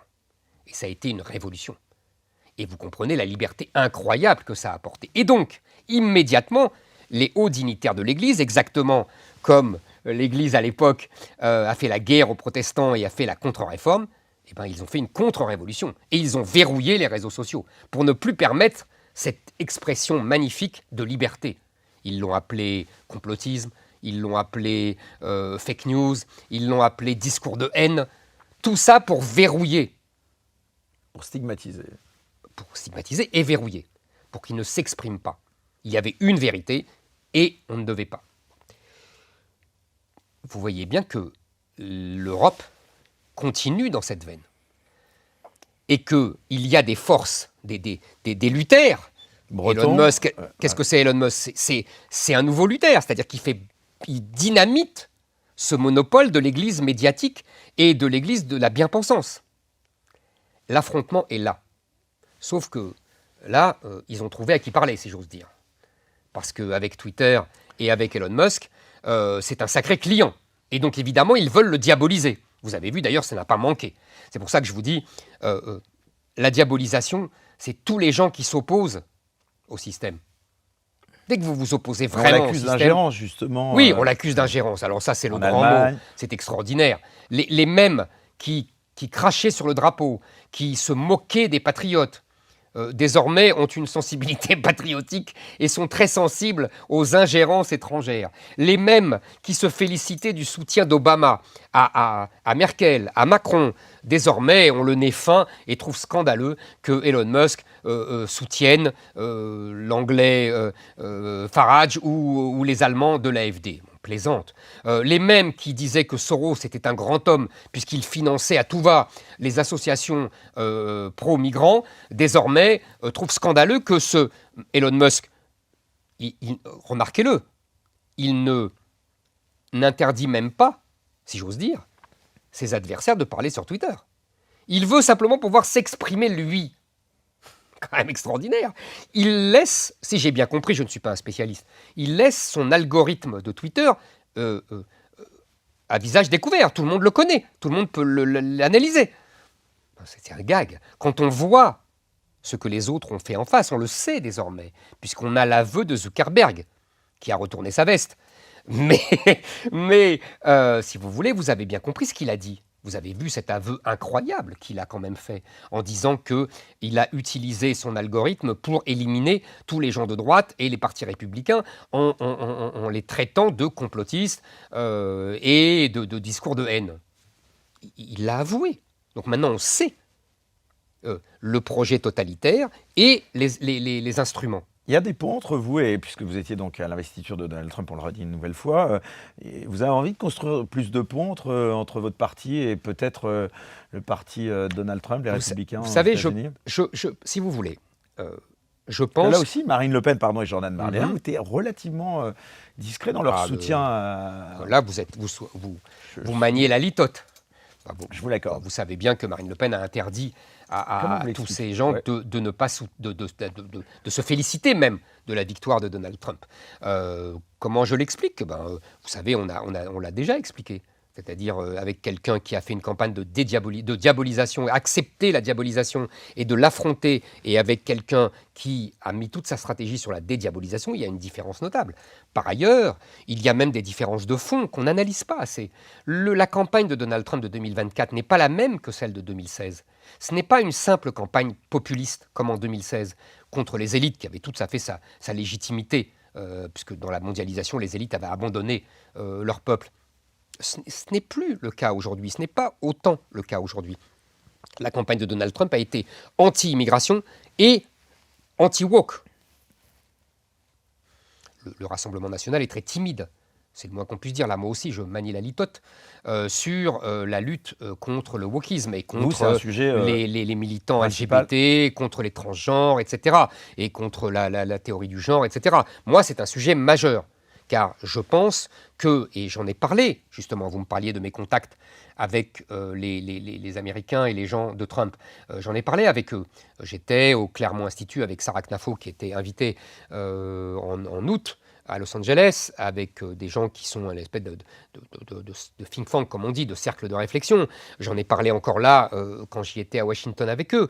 On voit comment les woke, comment cette idéologie des minorités, qui défend uniquement les minorités raciales, noires, maghrébines, contre l'homme blanc hétérosexuel, avec les mouvements LGBT, comment cette idéologie woke, cette guerre à l'homme blanc hétérosexuel, a ruiné les grandes universités américaines, comment elle pourrit la vie de toutes les grandes entreprises. Si vous me permettez, je vais vous raconter une anecdote. Et vous allez comprendre ce que c'est que le wokisme dans la vie de tous les jours, parce que parfois, on me reproche de rester dans la théorie, etc. Là, je vais vous redonner une anecdote. J'étais donc à Washington et j'ai réuni une vingtaine de Français qui avaient plaisir à me voir, à me rencontrer. Certains même ont pris l'avion du Canada ou de New York pour venir me voir. Et un de ces Français travaille dans une grande société française qui est installée aux États-Unis. Il me raconte l'anecdote suivante. Il parle avec une autre collègue de travail. Et il parle d'un autre collègue qui est un Indien, mais il ne se souvient plus du nom. Et il dit « Ah, tu sais bien, celui-là, l'Indien, là. » Il a été menacé de licenciement. Car on ne désigne pas quelqu'un par sa nationalité. On ne désigne pas non plus quelqu'un par son sexe. On ne peut pas dire lui ou elle. Et vous êtes viré pour ça. Ça, c'est le wokisme aux États-Unis. Vous voyez, je veux raconter cette anecdote parce que... Et ça arrive en France, c'est ça que vous Et dites. c'est ça qui arrive. Mais bien sûr, mais vous savez, moi, j'ai des amis dans des grandes sociétés françaises. Ils ne prennent plus l'ascenseur à... Non, c'est pire que ça. Ça, c'est depuis des plusieurs. années. Ça, vous avez raison, mais depuis Enfin, des pas années. à deux, mais il faut être plus Mais qu'à deux maintenant, quand on a deux personnes de sexe différent. on les oblige à embaucher des gens parce qu'ils sont maghrébins, noirs, femmes, homosexuels, quelle que soit leur qualité. S'ils ont la qualité, moi, ça ne me dérange absolument pas, vous avez bien compris. Mais là, on les embauche alors qu'ils n'ont pas Enfin, ça, c'est les ce qu'on pourrait qualités appeler la requises. discrimination positive. Mais c'est la C'était à même chose. Sciences Po, C'est le c'était un wokisme. sujet... Mais mon cher, c'est la base du wokisme. C'est les conséquences, vous comprenez, dans les entreprises. Donc, il faut voir ce que c'est. Et moi, effectivement, vous avez raison, je lutte contre ça. Pourquoi? D'abord. Oui, mais pardon, Éric Zemmour, à l'inverse, je vous dis comment lutter aussi contre la vraie discrimination qui peut exister. Vous la niez pas, celle-là, non? Elle existe ou elle n'existe pas, selon vous? Discrimination à l'embauche sur un CV quand vous avez un prénom Oui. et un nom. Moi, je lutte étrangère. puisque je veux C'est que une tout le réalité monde ou ait le pas prénom français. Ouais. Si vous avez des prénoms français, il n'y aura plus de discrimination à l'embauche. Parce qu'il y a des études de fait, c'est effectivement le prénom qui choque. Et quand vous avez un nom étranger, il n'y a pas de discrimination. C'est intéressant, toutes les études le prouvent. En revanche, quand vous avez un prénom, en particulier arabo-musulman, oui, il y a certaines discriminations. Mais parce que les gens ont peur. Les gens ont peur de l'islam, les gens ont peur de... Au début, vous l'embauchez, après, ils vous demandent un tapis de prière dans l'entreprise, après, ils vous demandent de prendre des jours pour l'Aïd, après, il ne veut pas serrer la main aux femmes. Je ne dis pas que tous les musulmans font ça, évidemment, hein, loin de là. Mais les employeurs ont peur. Voilà. C'est ce qui explique les discriminations. Donc moi, je pense que plus on rapprochera les gens culturellement, moins il y aura de discrimination. Voilà ce que je crois. Vous savez, le peuple français est le peuple le plus ouvert du monde. Il est le moins raciste du monde. Il est universaliste, il est chrétien. Vous comprenez ce que ça veut dire? Chrétien, universaliste, et en plus, il est cartésien. Ça veut dire que instinctivement, il est dans l'abstraction, dans les idées générales, et dans l'universalisme, tous les hommes sont pareils. C'est ça la mentalité profonde du français. Donc, c'est le pays où il y a le moins de discrimination. S'il y a des discriminations, c'est parce qu'il y a trop de différences culturelles. Les gens doivent se rapprocher, trop de diversité. Les gens doivent adopter la même civilisation, rentrer dans le lit de la civilisation française, c'est-à-dire judéo-chrétienne et gréco-romaine. Ça ne peut pas marcher avec une autre civilisation, on l'a dit tout à l'heure. Pardon de vous parler d'elle un instant, mais Marine Le Pen, donc, elle croit aussi beaucoup à une dissolution cet été ou à l'automne. Est-ce que vous aurez des candidats, vous, Reconquête, s'il y a une dissolution Bien sûr. Là, dans les prochains mois? Bien sûr. Nous sommes un parti, nous nous présentons aux élections. Nous sommes en plus, dans cette mouvance nationale, en vérité, le seul parti libre. L'épisode Marion Maréchal, c'est complètement derrière maintenant? Ah, c'est complètement derrière, oui. Je disais, mais c'est ma réponse, nous sommes le seul parti libre de cette mouvance, libre de toute suggestion au Rassemblement national. Je m'explique. Vous avez parlé de l'interview de Marine Le Pen à LCI. Il ne nous a pas échappé qu'à un moment, on lui dit, Darius Rochebin, l'intervieweur, lui dit, mais alors, est-ce que vous êtes d'accord pour des réductions du nombre de fonctionnaires? Et spontanément, elle dit, et ça ne m'a pas étonné parce que c'est ce qu'elle pense vraiment et depuis toujours, elle dit, ah non, mais ça c'est un truc de droite. Bon. Je souriais en la regardant, car je songeais à tous les gens qui étaient alliés à elle et qui voulaient justement réduire le nombre de fonctionnaires. Donc on sait que tous ces gens, qui sont tout à fait estimables, hein, et qui ont des idées tout à fait estimables, puisque souvent j'ai les mêmes, mais tous ces gens n'obtiendront rien, puisqu'ils sont alliés à Marine Le Pen, et que c'est Marine Le Pen qui décidera. Donc il ne sert à rien, quand vous avez ces idées-là, libérales, conservatrices, de voter pour ces gens-là, puisque de toute façon, ils sont affiliés à Marine Le Pen et qu'ils sont sous la tutelle de Marine Le Pen qui pense que c'est des trucs de droite. Nous sommes, nous, à Reconquête, quand nous défendons une idée, quand nous défendons la réduction du nombre de fonctionnaires, nous pourrons la mettre en œuvre, car c'est nous qui déciderons. C'est pas la même chose, vous comprenez? Là, ça fait un changement radical. Il n'est pas inutile de voter Reconquête, en l'occurrence. Après... Mais on vous reproche souvent d'être monosujet, justement, c'est l'occasion ici. On va parler d'économie, si vous voulez. J'aimerais bien, parce que finalement... Vous savez, Eric, ça m'amuse beaucoup, parce que là, ça fait quand même pas mal de temps qu'on est ensemble, Petite heure, ouais. Et vous ne m'avez parlé que d'immigration et d'islam. Et après, vous venez dire, ah ben c'est normal, Zemmour, il parle que d'immigration et d'islam. Mais vous m'interrogez sur quoi? On peut parler foot, si vous voulez. On peut parler cinéma, on peut parler littérature. Ouais. Moi, j'adorerais. Mais voyez, vous-même, vous ne m'avez pas parlé que d'immigration et d'islam. Mais enfin, on sent que vous avez quand même une appétence, pardon, Éric Zemmour, à parler prioritairement. Vous disiez que c'était le sujet principal avant le pouvoir d'achat. C'est le sujet existentiel pour la France. C'est le sujet existentiel pour la France. Mais je vous répète, si vous voulez qu'on fasse une émission sur la littérature française, je suis votre homme et j'adorerais la faire. Je ne pourrais pas rivaliser, mais en revanche, sur l'économie, ce qui serait intéressant, en effet, si aujourd'hui, c'est vrai que beaucoup de gens, y compris parmi sans doute des gens qui sont tentés de voter pour vous, vous réduisent à uniquement, justement, quelqu'un qui ne parle que d'un seul sujet, la lutte contre l'immigration et accessoirement l'islam. Sur l'économie, justement, et vous parliez de Marine Le Pen, qu'on accuse beaucoup, beaucoup lui reprochent d'avoir fait un virage, on va dire, gauchiste par rapport peut-être à... Pardonnez-moi, je vous interromps. Ouais. Elle n'a pas fait de virage. Ah, vous pensez qu'elle l'était déjà? Elle l'a toujours été. je dis ça depuis 15 ans, donc je peux tranquillement vous le dire. Elle est pour un État fort, Elle est là où une vous homme êtes plus libéral. Non, elle est socialiste. Voilà, Marine Le Pen est socialiste. C'est une femme de gauche. Je dirais que son logiciel est un logiciel chevènementiste. Voilà, c'est pas méprisable. Alors, souverainiste de gauche. Souverainiste de gauche, exactement.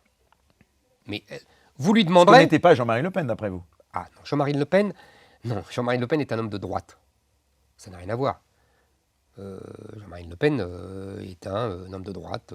Madame Le Pen est une femme de gauche. Mais Jean-Marie Le Pen le disait lui-même, hein, pardonnez-moi. Il suffit d'aller chercher dans les archives et vous verrez. Donc, bon, Et concrètement, en quoi elle est spécialement socialiste. Simplement, elle est étatiste, elle est socialiste. Elle a refusé de voter une loi il y a un an qui obligeait les gens qui ont le RSA à travailler. Voilà. Elle est pour je vous rappelle, le retour à la retraite à 62 ans. Elle a longtemps défendu la retraite à 60 ans.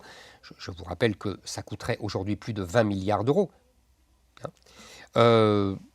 Elle est pour, si vous voulez, une politique économique étatiste. Elle est pour des augmentations des dépenses d'État. Elle a, à chaque fois qu'on lui demande quelque chose, Elle a on dit voit que bien... les hausses d'impôts, c'était un sujet sur lequel elle était très très au fait quand même. Elle voulait, elle disait que s'il y avait certaines, cette semaine notamment, elle a dit concernant une possible censure du gouvernement Bayrou qu'il y avait des limites qui seraient surveillées de près en ce qui concerne justement la hausse d'impôts. Ça dépend quels impôts. Elle a proposé pendant la présidentielle, et encore aujourd'hui, d'ailleurs hier elle l'a dit, enfin le mercredi soir, elle l'a encore dit, des impôts sur les rachats d'actions, sur les grandes entreprises. Vous voyez, ça ne la différencie pas vraiment des socialistes et des LFI. Sur le plan économique, en vérité, elle est très proche de LFI. Elle est très proche, je dirais, de ce que fut le programme commun de la gauche. Voilà, elle est social-étatiste. Je ne peux pas vous dire mieux. Voilà, c'est simple, c'est clair. Et encore une fois, si vous voulez, vous ne pouvez pas réduire les dépenses publiques sans réduire le nombre de fonctionnaires. Vous ne pouvez pas. Ça ne veut pas dire qu'il faut renvoyer les fonctionnaires. Je vous rappelle qu'on ne peut pas le faire en France. Ils sont sous statut. Et ils ont, donc c'est uniquement ne pas embaucher autant et embaucher moins. Vous pouvez faire d'autres choses. Quand elle dit, d'ailleurs elle a raison, quand elle dit par exemple qu'il faut supprimer l'AME, que ça fera des économies. Mais l'AME coûte 1 milliard, 1,5 milliard. On est loin des 150 milliards de déficit et des 3 000 milliards de dettes, vous voyez. Moi, je suis pour la suppression de l'AME, mais pas pour le milliard. Je suis pour parce que c'est un abcès de fixation qui fait venir des immigrés. Alors économiquement, qu'est-ce qui vous différencie d'elle? Qu'est-ce que vous êtes, vous, par opposition à elle? Vous êtes un simple. vrai libéral? Moi, je suis pour l'économie de marché. Libéral. Oui, si vous... les mots sont faussés en France, mais peu importe. Disons que je suis pour l'économie de marché. Je suis pour... la fin de l'assistanat. La fin de l'assistanat. Je suis pour le fait qu'en France... Il faut comprendre d'où on vient. Nous sommes à 48% de prélèvements obligatoires. D'accord? Ça veut dire que on travaille près d'un jour sur deux pour l'État et pour payer des impôts. Sous le général de Gaulle, je vous donne les chiffres, comme ça vous allez comprendre la comparaison. On était à 33%. 48, 33. Et le général de Gaulle disait, c'est Jacques Chirac lui-même qui me l'a raconté, il lui a dit à lui, vous ne dépassez pas 33. Chirac était à l'époque secrétaire d'État du budget, il était bien placé. Hein? Vous ne dépassez pas 33%. Le général de Gaulle, qu'on présente toujours comme un étatiste fou. C'est faux. Les Allemands sont à 42% de prélèvements obligatoires. Il faudrait au minimum revenir à ce chiffre-là. La moyenne en Europe, c'est 40, 42. C'est le minimum. Aujourd'hui, vous avez vu la déclaration de Bernard Arnault. J'allais y venir. Évidemment, qui dit... Qui lâche Macron. Alors c'est un fait notable quand même, parce que si même lui commence à lâcher Macron, qu'il avait quand même participé à faire... alors je vais vous dire. Élire, en tout cas en le soutenant. Essayons, oui, en le soutenant, absolument. Essayons d'être honnêtes. Essayons d'être honnêtes avec Emmanuel Macron, avec tout le monde. J'ai essayé, hein, pour l'instant. Franchement, je crois que je n'ai pas abusé ni de la polémique, ni de l'injustice. Emmanuel Macron a eu une vertu. d'ailleurs surtout quand il était ministre de François Hollande, mais aussi quand il a été président, de réduire un peu la charge fiscale. Pas assez pour moi. Il a réduit un peu les impôts de production, pas assez pour moi. Il a supprimé une partie de l'impôt sur la fortune. Moi, j'aurais supprimé tout l'impôt sur la fortune. Pourquoi laisser les gens qui ont des appartements payés alors que ceux qui ont des actions ne payent plus? Enfin, ils payent quand même 30%, hein, mais bon, ils payent moins que les autres. Il a suivi une politique de l'offre, ce qu'on appelle une politique de l'offre. C'est-à-dire qu'il encourage l'offre et non pas, il ne soutient pas spécialement la demande. En vérité, Emmanuel Macron, tout le problème, c'est que il a baissé un peu les impôts, mais qu'il n'a pas baissé les dépenses. Donc, excusez-moi, mais un enfant de 8 ans aurait compris qu'on aurait agrandi le déficit, puisqu'on baisse les impôts et qu'on ne baisse pas les dépenses. Et en plus, il n'a pas baissé les dépenses sociales. Et il n'a pas baissé toute la gabegie administrative avec toutes ces agences administratives qui fabriquent des normes en permanence. Et il a augmenté les effectifs de fonction publique. Nous sommes le pays le plus administré d'Europe. Il faut comprendre que nous sommes, je crois, à 58, je crois, que je ne vous dise pas de bêtises, nous sommes beaucoup plus administrés que les Allemands. Je retrouverai mes chiffres tout à l'heure. Il faut réduire la fonction publique, il faut réduire les gabegies aussi. Il faut supprimer nombre d'agences administratives qui ne servent qu'à recaser des fonctionnaires qui sont grassement payés et à fabriquer des normes. Et les normes, ça coûte de l'argent. Vous voyez, vous savez, l'intervention de Bernard Arnault était intéressante. Pourquoi? Qu'est-ce qu'il nous dit? Il nous dit l'argent coule à flot aux États-Unis alors qu'il fuit l'Europe. Il nous dit il y a de la croissance là, il y a de l'augmentation de pouvoir d'achat, le fameux pouvoir d'achat. Voilà, il n'y a pas de patriotisme économique, pardon. Parce que... Non, vous avez raison, il ne parle pas de... Mais attendez, justement, je vais en parler. Il nous dit Trump va baisser l'impôt sur les sociétés à 15%.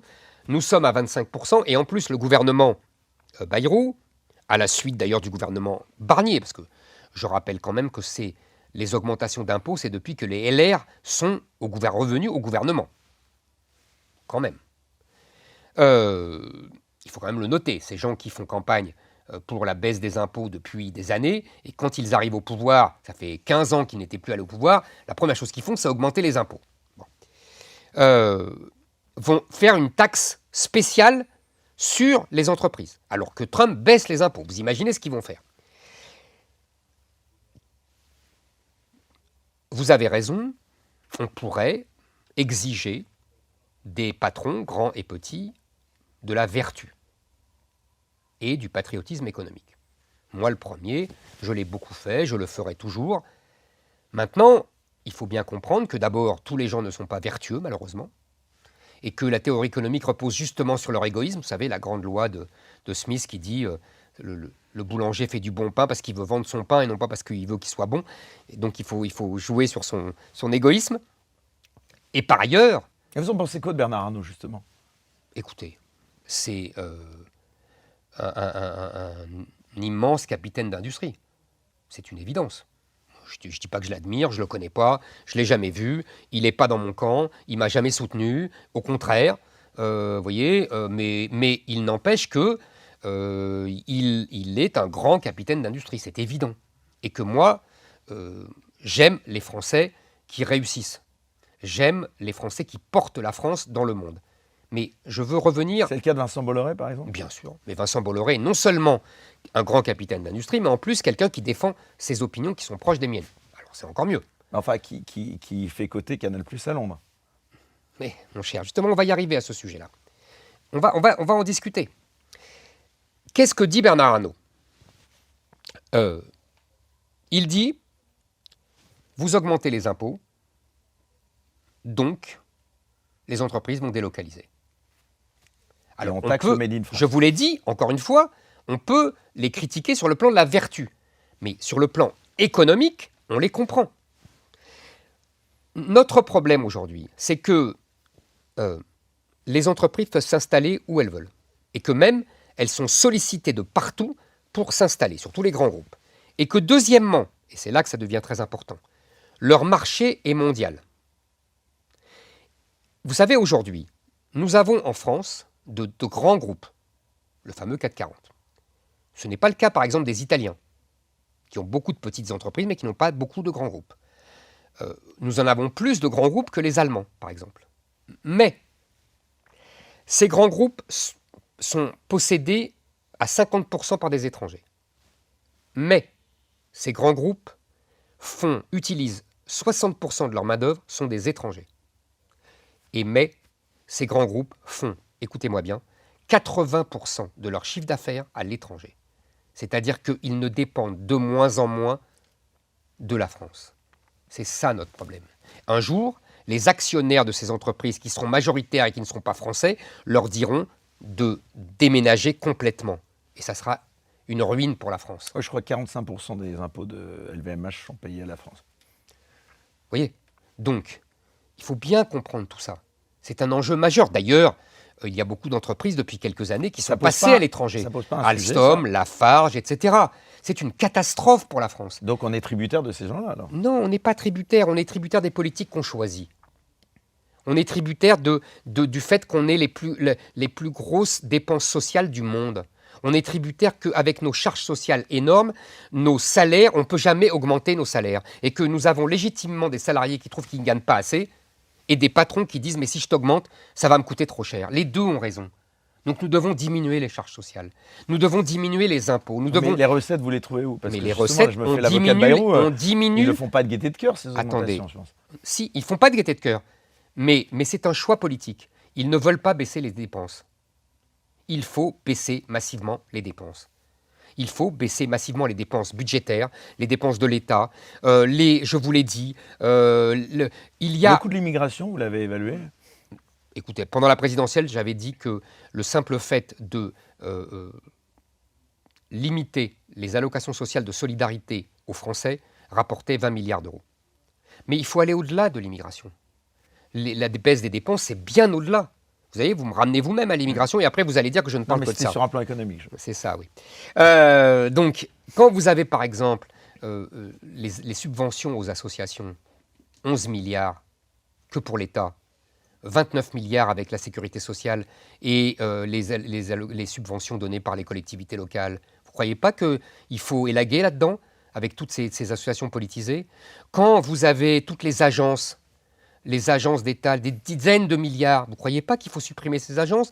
Quand vous avez le service public qui coûte 4 milliards de la télévision et de la radio, on peut privatiser. Quand vous avez les subventions aux éoliennes, 20 milliards, pour rien, pour une énergie qui représente 3% de l'énergie consommée en France. Alors, il y en a beaucoup des économies. Et je ne vous parle pas de la politique sociale, où là aussi, il y a des économies à faire. Donc, vous voyez, il y a beaucoup d'économies à faire. Mais comme dirait Marine Le Pen, c'est un truc de droite. Donc, effectivement, il faut prendre des mesures de droite, de réduction des dépenses et de réduction des impôts. Il faut réduire les impôts pour obliger à la réduction des dépenses. Il faut faire ça de conserve. On arrive bientôt à la conclusion de cette émission. Pour revenir justement, vous le disiez, à la droite, l'union des droites, vous la croyez encore possible finalement? Parce qu'on voit que Retailleau est un peu requinqué. Les LR, vous croyez que c'est un parti qui est mort encore, toujours? Écoutez, Eric. Puisque vous tapez beaucoup sur finalement le RN, c'est quoi Je votre ne tape vivier? pas, Votre vivier, votre réservoir d'électeurs. Je ne tape pas. Je veux expliquer. C'est le jeu de la politique aussi. Hein. Je ne tape pas pour taper. Ouais. Je veux dire aux électeurs du Rassemblement national qui votent pour le Rassemblement national parce qu'ils ont l'habitude ou parce qu'ils croient que c'est la seule façon de gagner, qu'ils doivent d'abord, selon moi, regarder les convictions, les idées, les programmes. Après, ils votent. Et ils se disent de qui on est le plus près, voilà, de qui on est le plus proche. Il y aura toujours l'union après. Il faudra arriver à un 50%, donc à un moment donné, il faudra envisager des alliances. Donc est-ce que ça pourrait être... Je ne veux plus parler de tactique. On s'est enfermé dans les histoires de tactique. Je ne veux plus me laisser enfermer dans ces histoires vaines. Moi, ce que je sais, c'est qu'il y a une présidentielle qui est le cœur de la vie politique française. Vous êtes candidat en 2027. On verra. Mais attendez. En tout cas, j'y travaille. Mais, moi, ce que je sais, c'est que en 2022, je n'ai pas été au second tour. J'ai appelé à voter pour Marine Le Pen. Donc, je sais où est mon devoir. je considère que, après, tout le monde aura le même réflexe, j'espère. Donc moi j'estime qu'il y a une concurrence, elle est saine. Je vous dis que dans le bloc national, il y a en vérité le Rassemblement national et nous, puisque tous les autres sont affiliés, soumis sur le porte-bagages, comme disait Nicolas Sarkozy, du RN et de Marine Le Pen. Donc nous sommes un parti libre, on est concurrents, on est rivaux, on est adversaires, mais pareil avec LR, même si LR est désormais dans le bloc macronien, puisqu'il gouverne avec lui. C'est quand même pas rien. Et moi, par exemple, vous parliez de M. Retailleau, je vous l'ai dit. Ça vous a choqué qu'il accepte de Non, rien ne me choque. Mais je jugerai sur pièce. Je jugerai sur les chiffres. Je jugerai sur combien d'entrées légales. Est-ce qu'on va toujours avoir 500 000 ? Combien de clandestins renvoyés ? Combien de gens en prison ? Combien de gens expulsés ? Vous voyez, je juge combien de trafiquants de drogue expulsés, etc., etc. Je juge sur les chiffres. Bon. Eh ben, bon. Donc là, moi, l'union, elle se fait, puisque au second tour, les gens choisissent. Après, avant, il n'y a pas besoin de faire une usine à gaz, d'autant plus que Mme Le Pen, de toute façon, ne veut pas de cette union des droites. Et que, donc, pourquoi s'embêter ? Pourquoi se mettre martel en tête ? On défend nos idées, moi je défends mes idées, vous avez vu qu'elles sont différentes parfois. Nous sommes d'accord avec le Rassemblement national. Avec Marine Le Pen, je suis d'accord pour arrêter l'immigration, par exemple. Pour la préférence nationale. Pour la préférence nationale dans les... Vous voyez, c'est un très bon exemple, la préférence nationale dans les logements. J'ai vu qu'il y avait une discussion à l'Assemblée nationale. Eh ben, vous voyez, je suis tout à fait d'accord avec le Rassemblement national et en désaccord avec LR pour réserver le logement social aux Français. Et je suis en désaccord avec le Rassemblement national qui ne veut pas supprimer la loi SRU, qui oblige à la création de 25% de logements sociaux par commune, parce que moi, je veux supprimer la loi SRU. Vous voyez, des points d'accord, des points de désaccord. Je me décide en fonction des idées, des convictions, des faits. Je demande simplement aux électeurs de faire de même. C'est tout. Et je pense, puisqu'on arrive à la fin de cette émission, je pense que, on a parlé de Trump tout à l'heure, je pense qu'il y a un grand mouvement dans tous les peuples occidentaux, que ce soit aux États-Unis, en Europe, en France, en Allemagne, on le voit dans les dernières élections, en Angleterre, en Italie, etc., pour cette défense par les peuples européens de leur identité, de leurs mœurs, de leur liberté, que ce soit leur liberté d'expression ou leur liberté économique. Tout ce grand mouvement qui balaye et qui souffle dans toute l'Europe et dont reconquête est l'expression française. Donc voilà, c'est pour ça que je me bats, c'est pour ça que je continue, c'est pour ça que je ne désespère pas. Je pense que tout est encore possible. Simplement, il faut se donner les moyens. Et justement, vous qui êtes un observateur de la vie politique, je disais depuis des dizaines d'années en France... je ne suis plus un observateur. Oui, enfin vous l'êtes quand même malgré tout, en Bien étant sûr. Aux premières manettes de la politique. Mais est-ce que vous pensez que tout est encore jouable d'ici 2027 ? Vous savez, ça fait depuis 30 ans... 2 ans avant la présidentielle. Depuis 30 ans, celui qui est favori 2 ans ou 3 ans avant la présidentielle ne gagne jamais. On a eu Balladur, on a eu Jospin, on a eu Juppé. Mais je vous l'ai dit et je l'ai déjà dit, ce n'est pas aux juges de décider pour qui les Français doivent voter. Je l'ai dit après le réquisitoire du procureur, et je le redis et je le redirai. Vous savez, j'ai écrit il y a 25 ans le coup d'état des juges. Donc ce n'est pas moi qui vais dire aujourd'hui qu'il faut laisser les juges décider à la place du peuple. Il y a déjà eu trop... Vous savez, la présidentielle, il y a une espèce de malédiction depuis quelques échéances sur la présidentielle. C'est comme si l'élection était faussée à chaque fois. Elle a été faussée par l'éviction dans les conditions qu'on sait de Dominique Strauss-Kahn, qui était le grand favori en 2011. Elle a été faussée en 2017 par l'éviction par les juges de François Fillon, qui a été vraiment déstabilisé par cette opération de justice. Elle a été condamnation de Sarkozy, d'ailleurs. Elle a été faussée en 2022 par l'intervention de Poutine en Ukraine. Je ne voudrais pas qu'elle fût de nouveau faussée par cette condamnation de Marine Le Pen. Sans compter qu'en plus, il y a sur la scène internationale aussi le conflit israélo-palestinien qui est importé, avec LFI pour beaucoup, et que là aussi, C'est ça peut avoir... un autre sujet, D'accord. j'ai répondu tout à l'heure. Bien sûr. Merci beaucoup Éric Zemmour d'avoir accepté d'être notre invité cette semaine en Merci à vous. particulier. On se retrouve la semaine prochaine pour une nouvelle émission des Incorrectibles. D'ici là, je ne cesse de le dire justement, restez incorrectibles. Très bonne semaine à tous. Bye bye.